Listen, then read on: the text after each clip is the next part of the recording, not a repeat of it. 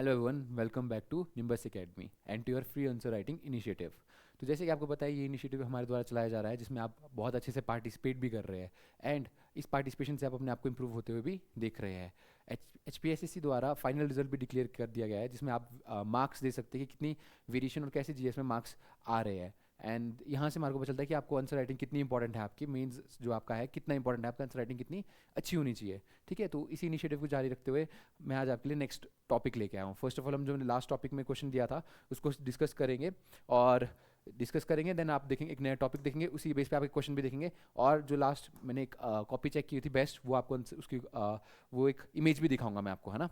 तो first of all क्या है आपका क्या क्वेश्चन था आपका, how does the instability in Bangladesh challenges India's approach to connectivity, trade and people to people relationship relations in South Asia. तो आपको ये देखना है कि इंस्टेबिलिटी जो बांग्लादेश में हो रही है उससे क्या क्या चैलेंजेस आ रहे हैं in connectivity, trade, people to people relation in South Asia.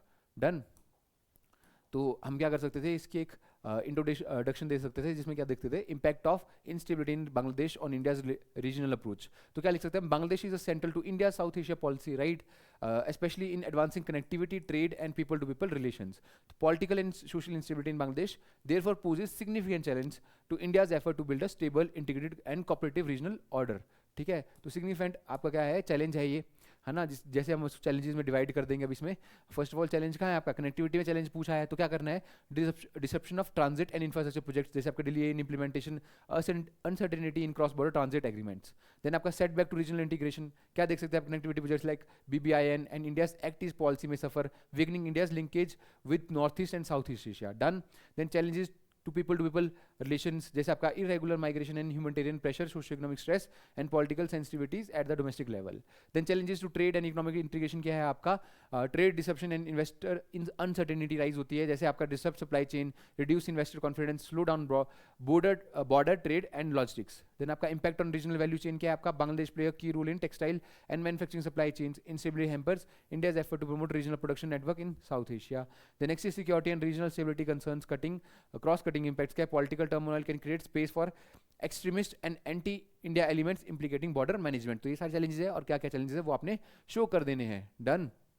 फिर हम एक आपका वे फॉरवर्ड एंड कंक्लूजन देंगे जिसमें हम क्या लिख सकते हैं, अडॉप्ट प्रिंसिपल प्रैग्मेटिज्म, है ना, पॉजिटिव आपका एक प्रिंसिपल्स होने चाहिए, support stability and democratic process without overt interference. Next strengthen border management and intelligence cooperation. Next क्या कर सकते हैं हम, institutionalize connectivity and trade agreement to ensure continuity beyond political cycles. Done. Next is deepen people centric cooperation in health, education and disaster management, जिससे आपका people to people ties better हो जाएगी।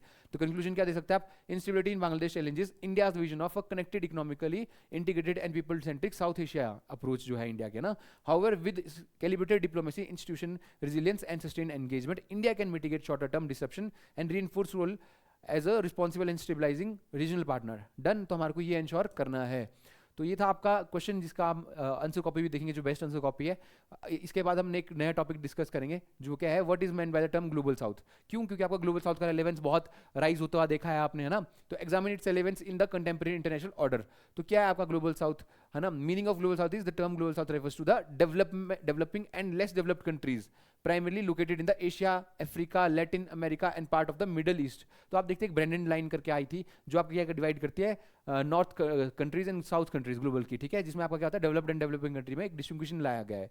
The countries generally shared historical experience of colonialism, under development, economic dependence and limited influence in global governance, ठीक है। The term is preferred over third world as highlights structural inequalities rather than a rigid geopolitical bloc. Done. तो हमने जो question था उसकी demand fulfil करने के लिए क्या देखना है, relevance of Global south in contemporary international order. क्या देख सकते हैं आप, डेमोग्राफिक एंड इकोनॉमिक सिग्निफिकेंस आपकी इनकी राइज हुई है, home to over 80% of world population, major contribution to global growth, manufacturing and consumption, emerging economies कौन कौन सी है, India, Brazil, Indonesia, Vietnam are reshaping global market. Second क्या देखना है, पॉलिटिकल एंड डिप्लोमेटिक इन्फ्लुएंस भी है इनका, क्या इन्फ्लुएंस है, increasing coordination through platform such as G77, BRICS, non aligned movement, collective bargaining power in multilateral negotiations. Done.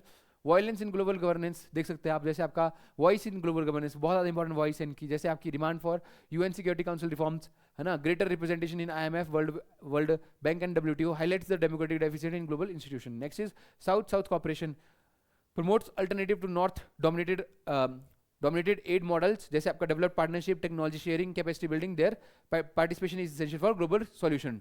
Done. ये relevance है। अब कंक्लूजन क्या देंगे हम आपका, in contemporary international order the global South is no longer a passive recipient of global decision but an active shaper of economic growth, political narratives and institutional reforms. Its rising relevance reflects the ongoing transition towards a more multipolar and inclusive world order. ठीक है, ऐसे आपने आपका Global south के अगर आपका relevance बताया जाएगा, पूछा जाएगा, तो आप ऐसे आंसर लिख सकते हो। इसी के बेस पे आपका एक क्वेश्चन है जो आपने कल अटेम्प्ट करना है, जो आपने आज अटेम्प्ट करना है और मेरे को सेंड करना है 6 to 9। क्या है आपका, discuss the key challenges faced by the countries of the global south in the post pandemic world. ठीक है, तो आपको क्या है 8 मार्क्स का क्वेश्चन है ये, आपने क्या करना है, discuss the key challenges faced by the countries of the global south in the post pandemic world. ठीक है, अब देखेंगे हम आपकी कॉपी जो आपका बेस्ट आंसर था। बहुत स्टूडेंट्स का क्वेश्चन था, आपका एस्पिरेंट्स का क्वेश्चन था कि कैसे आप इसमें डायग्राम ऐड कर सकते हैं। देखो ये डायग्राम बहुत अच्छे से ऐड किया गया है। ठीक है, आपका बांग्लादेश का क्वेश्चन का बहुत अच्छे से डायग्राम ऐड किया गया है, तो इनके नंबर बहुत अच्छे हैं। आप हिंदी में भी आंसर लिख सकते हैं। वेल आपका क्या है, एग्जाम्पल के साथ, और जैसे यहाँ पे उदाहरण दिया गया है, एग्जाम्पल के साथ अच्छे से इन्होंने आंसर लिखा है। देन नेक्स्ट चीज, अच्छे से आपने अंडरलाइन किया है और क्या किया है, इन्होंने सर्कल भी किया है ताकि अच्छे से देख पाए कि कहाँ पे आपका आंसर कहाँ लिखा गया है। जैसे बस इनको एक ही सजेशन दिया गया था कि आप क्या कर सकते हैं, फ्लो चार्ट ऐड कर सकते हैं, जिससे और सिंपल हो जाएगा आपका आंसर। ठीक है, तो आपने ऐसे ही आंसर लिखना है। जो ये आंसर था आपका मोनिका का था, बहुत अच्छा आंसर लिखा है इन्होंने, थैंक। ठीक है, तो आपने भी ऐसे ही आंसर लिखने हैं और हमारे को भेजने हैं। तो आज के लिए इतना ही, मिलते हैं नेक्स्ट वीडियो में आपके नेक्स्ट टॉपिक के साथ। Thank you everyone.